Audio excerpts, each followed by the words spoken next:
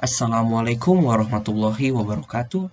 Bismillahirrahmanirrahim. Alhamdulillahirabbil alamin. Wassalatu wassalamu ala asrofil anbiya'i wal mursalin sayyidina wa maulana Muhammadin wa ala alihi wa sahbihi ajmain. Amma ba'du. Pertama-tama marilah kita panjatkan puji dan syukur kita kehadirat Allah Subhanahu wa taala, bahwasanya kita dalam keadaan sehat walafiat, dan tentunya semoga para penonton YouTube ini juga dalam keadaan sehat. Segala puji hanyalah untuk Allah Subhanahu wa taala yang memiliki kesempurnaan pada seluruh nama dan sifatnya. Kita sebagai hambanya memujinya dan memohon pertolongannya, serta memohon ampunannya. Kita berlindung kepadanya atas kesalahan diri-diri kita dan kejelekan amalan-amalan kita. Tak lupa salawat serta salam semoga tercurahkan kepada Nabi kita Muhammad SAW, kepada keluarganya dan kepada para sahabatnya, serta kepada seluruh kaum muslimin yang benar-benar mengikuti tunjuknya. Hadirin yang berbahagia, marilah kita senantiasa bertakwa kepada Allah Subhanahu wa taala dengan menjalankan kewajiban-kewajiban kita kepadanya dan kewajiban yang harus ditunaikan kepada hamba-hambanya. Ketahuilah bahwa kewajiban yang paling besar yang harus ditunaikan oleh seseorang hamba setelah kewajibannya kepada Allah Subhanahu wa taala dan Rasul-Nya, yaitu kewajiban dalam memenuhi hak orang tua. Hal ini sebagaimana dalam firman-Nya di dalam surat An-Nisa ayat 36 yang berbunyi, Bismillahirrahmanirrahim, wa'budullaha wa la tusyriku bihi syai'a wa bil walidaini ihsana, yang artinya beribadahlah kalian kepada Allah dan janganlah kalian mempersekutukannya dengan sesuatu pun, dan berbuat baiklah kalian kepada orang tua. Di dalam ayat lainnya juga Allah Subhanahu wa taala berfirman di dalam surat Al-Ahqaf ayat 15. Bismillahirrahmanirrahim.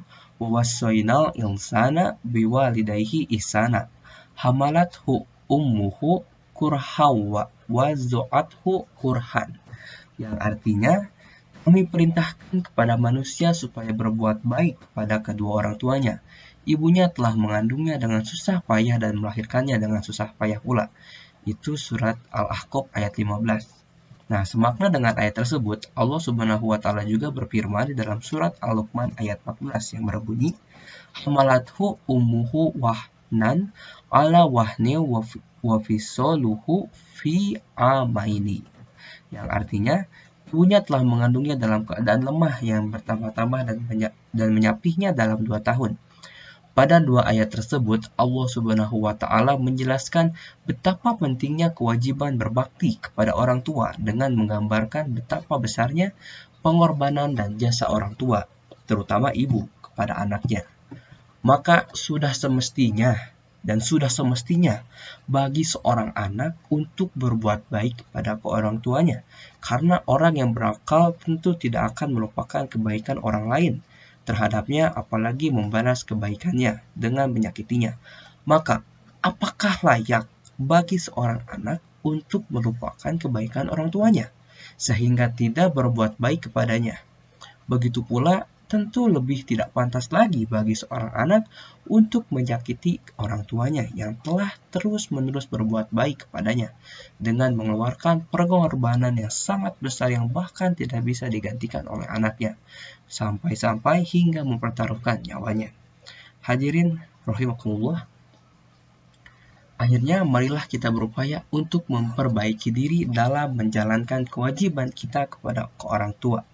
Marilah kita senantiasa mengingat betapa tingginya amalan ini di sisi Allah dan betapa besarnya pengorbanan orang tua kepada kita, terlebih di saat masih dalam kandungan dan saat persalinan, serta setelah dilahirkan sebagai seorang bayi. Kedua orang tua telah mengerahkan tenaga dan pikirannya serta hartanya untuk merawat kita.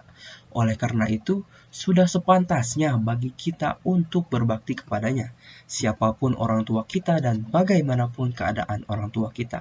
Apakah mereka orang yang miskin, cacat, dan tidak berpangkat, atau bahkan seandainya keduanya belum mendapatkan hidayah sehingga masih dalam keadaan kafir, berbuat bid'ah, atau terjatuh pada kemaksiatan lainnya.